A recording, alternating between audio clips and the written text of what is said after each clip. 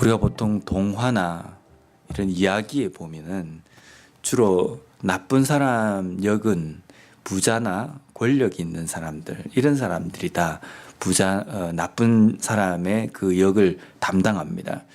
그래서 은연중에 우리의 머릿속에는 부자와 권력 있는 사람은 거의 다가 나쁜 사람이다 라는 이런 생각을 좀 갖고 있습니다. 근데 실제 부자라 하더라도 착한 사람이 있고 권력이 있는 사람이라도 겸손하고 좋은 사람이 있습니다. 그래서 우리는 이런 선입견을 우리 좀 버려야 될 필요가 있습니다. 근데 오늘 말씀에도 보면 부한자들아라고 이렇게 시작을 합니다. 3절 말씀에 보면 이 부한자들이 어떤 사람이냐면요, 말세에 재물을 쌓는 사람이라는 겁니다. 오늘 본문에 나와 있는 부한자들아라고 이야기할 때 이 부한자들은 우리의 마음속에 있는, 우리의 선입견 속에 있는 나쁜 사람, 부한 사람은 나쁜 사람이라는 그런 종류의 사람입니다. 근데 이 부한자들이 말세에 재물을 쌓았다라고 이렇게 되어 있습니다.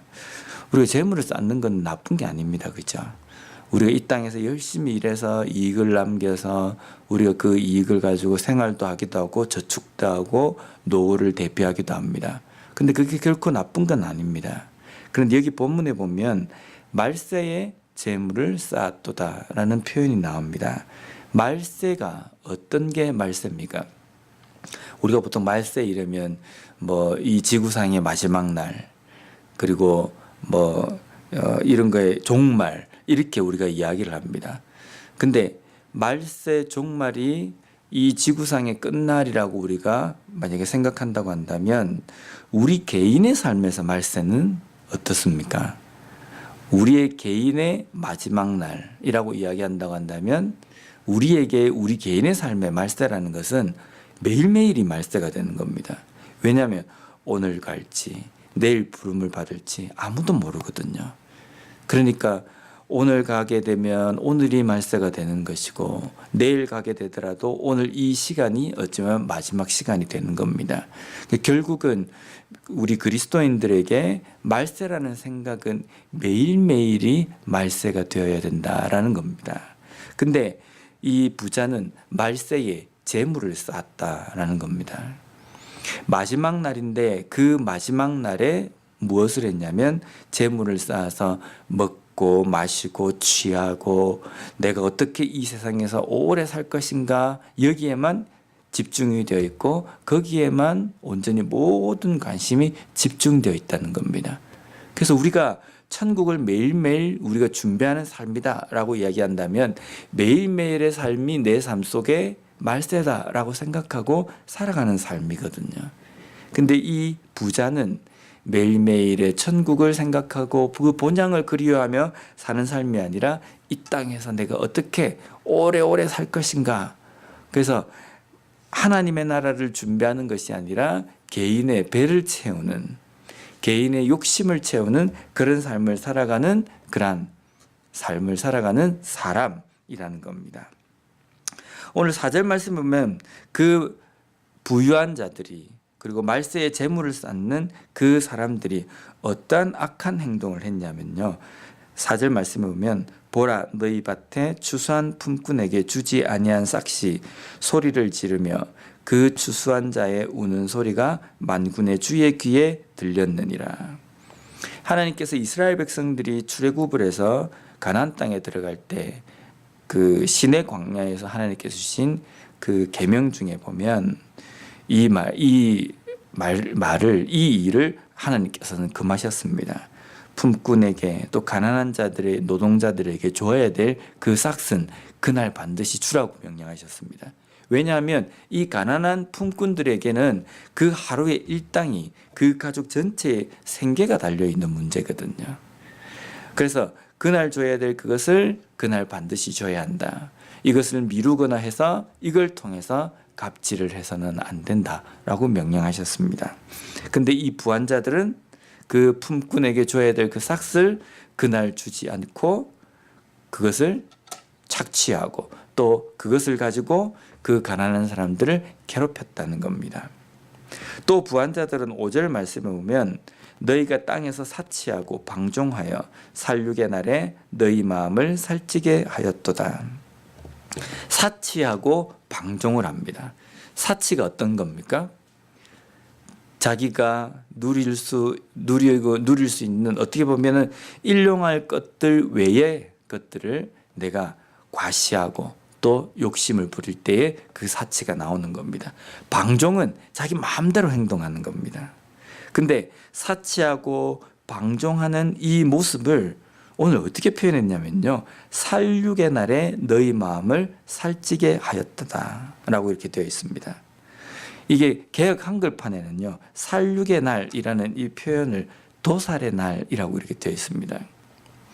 도살장에 가면 소를 도살을 합니다. 이제 먹으려고 소를 잡습니다. 근데 그 잡을 때 어떤 소를 잡습니까? 바싹 마르고 병이 들어있고 뼈만 앙상한 그런 소를 잡지를 않습니다. 잡는 소는 살이 포동파동하게 쪄있는, 먹으면 고기도 많이 나오는 그런 고기를 잡거든요. 근데 지금 보면 도륙의 날, 도살의 날, 살육의 날에 마음이 포동포동 살쪘다는 겁니다. 이것은 무슨 표현이냐면 그 도살의 날에 살육의 날에 이 도살과 살육을 피할 수 없을 정도로 목표점이 정확하게 살이 포동포동 올랐다는 겁니다. 그래서 이 도살을, 살육을 피할 수 없는 모습에 비유하고 있습니다. 얼마나 마음에 지방이 껴있고 살이 포동포동 쪄있냐면 도살의 날에 딱, 이 소는 딱 도살하기 적당하다. 이 소는 지금 도살하면 안 되겠다. 지금 도살 반드시 해야 한다 라고 이렇게 목표점이 정확하게 정해져 있는 그 살찐 소, 살쪄 있는 그 모습을 비유하고 있다는 겁니다. 하나님께서 마지막에 우리를 심판하실 때에 어떻게 보면은 그 심판한 것을 이 땅 가운데에서 어떤 삶을 살았는지에 대해서 심판하십니다. 그 심판하실 때에 이 부유한 자들, 그리고 말세의 때에 재물을 모으고 악한 마음으로 가난한 사람들을 괴롭히고 사치하고 방종한 자들을 하나님께서 보실 때에 마음에 디룩디룩 살이 쪄서 그 살육의 날에 도살의 날에 그 칼을 피할 수 없는 모습으로 되어 있다라는 겁니다. 그렇다고 한다면 우리가 이 땅에서 정말 미래를 대비하고 하나님의 나라를 준비하는 삶을 살아가는 것은 어떠한 모습이어야 되겠습니까? 오늘 6절 말씀에 보면 너희는 의인을 정죄하고 죽였으나 그는 너희에게 대항하지 아니하였느니라. 그는 너희에게 대항하지 아니하였느니라. 이 표현은 어떻게 보면 예수님의 그 온유한 모습을 그리고 있습니다. 이 땅에서 악한 사람들이 믿는 그리스도인, 믿는 그리스도인을 직접적으로 핍박하고 박해하지는 않지만 우리가 그리스도인으로서 이 땅의 삶을 살아갈 때 보면 보이지 않게 이 믿음을 지키며 살아가기 위해서 세상으로부터 받는 여러 가지 핍박과 고난들이 있습니다. 근데 그 핍박과 고난 가운데에 하나님의 말씀대로 살아간다는 것은 그 온유함을 가지고 살아가는 겁니다.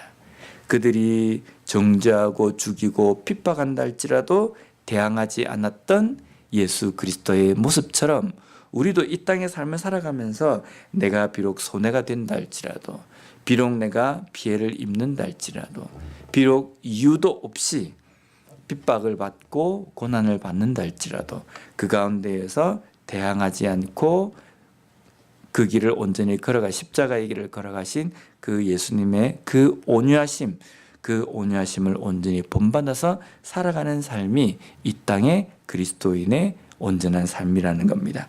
오늘 하루도 그 온유함을 가지고 부유한 자들이 관심을 가지고 살아가는 그 악한 삶이 아니라 하나님께서 우리에게 원하시는 그 삶을 살아가는 우리 모두가 되었으면 좋겠습니다. 기도하겠습니다.